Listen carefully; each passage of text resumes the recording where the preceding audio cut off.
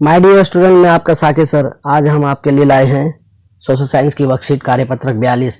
क्योंकि आपके एग्जाम खत्म हो गए हैं, इसके बाद ही आपकी वर्कशीट शुरू हो गई है।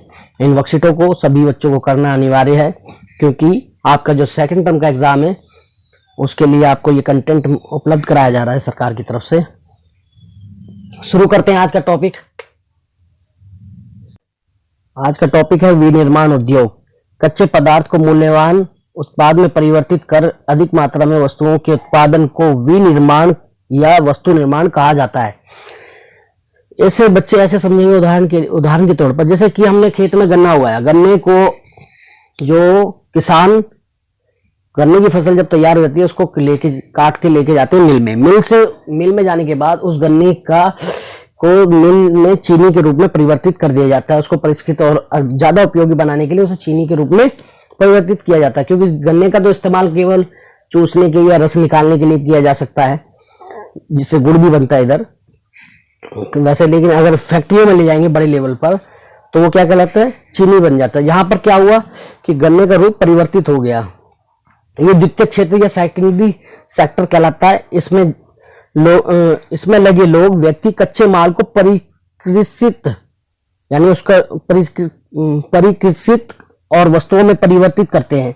स्टील, कार, कपड़ा उद्योग, बेकरी तथा पेय पदार्थ संबंधी उद्योगों में लगे श्रमिक इसी वर्ग के अंदर आते हैं। समझ में आ गया बच्चों? आगे चलते हैं। विनिर्माण उद्योग का महत्व।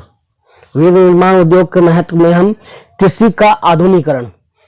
जब विनिर्माण उद्योग को बढ़ावा मिलेगा तो तभी कृषि में आधुनिकीकरण आएगा, क्योंकि कृषि के लिए जो औजार और जो भी कीटनाशक दवाइयां वगैरह कौन बनाते हैं, ये विनिर्माण उद्योग बनाते हैं।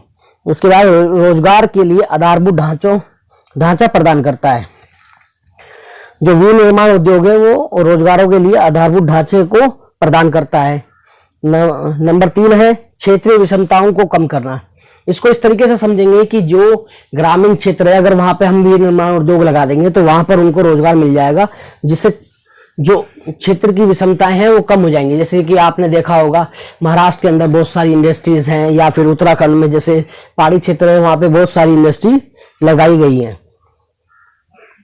तो इससे क्षेत्रीय विषमताओं को कमी करने में सहायता मिलती है। इसके बाद बेरोजगारी का उन्मूलन। विनिर्माण उद्योग में बहुत बड़े लेवल पर रोजगार उपलब्ध होता है और स्थायी रोजगार मिल जाता है, तो इसलिए इससे बेरोजगारी भी खत्म होती है।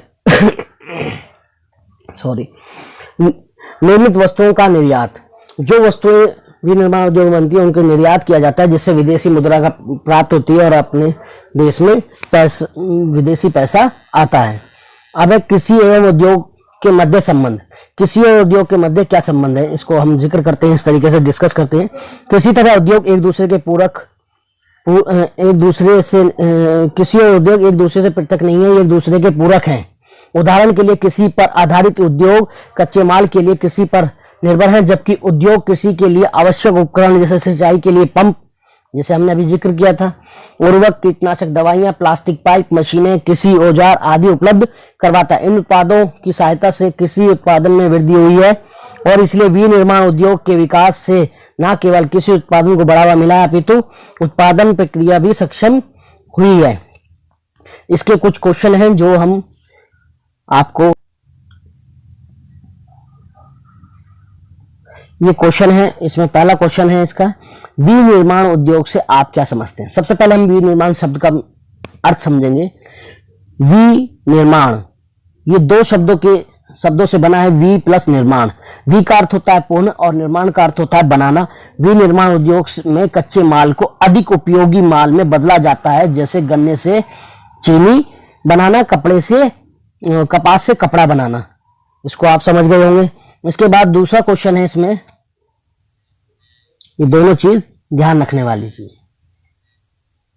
इसके बाद दूसरा क्वेश्चन है इसमें, विनिर्माण उद्योग के महत्व पर एक नोट लिखिए। इस पे विनिर्माण उद्योग पर एक नोट लिखना है, तो उसमें नंबर 1 है, विनिर्माण उद्योग से लोगों की आय के लिए कृषि पर से निर्भरता कम हुई है। कि पहले क्योंकि कृषि पर ही निर्भर थे रोजगार के लिए और आय के लिए, तो इससे निर्भरता कम हुई है विनिर्माण उद्योग से। नंबर 2, विनिर्माण उद्योग से प्राइमरी और सेकेंडरी यानी प्राथमिक क्षेत्र और सेकेंडरी क्षेत्र से रोजगार के अवसर बढ़ाने में मदद मिली है।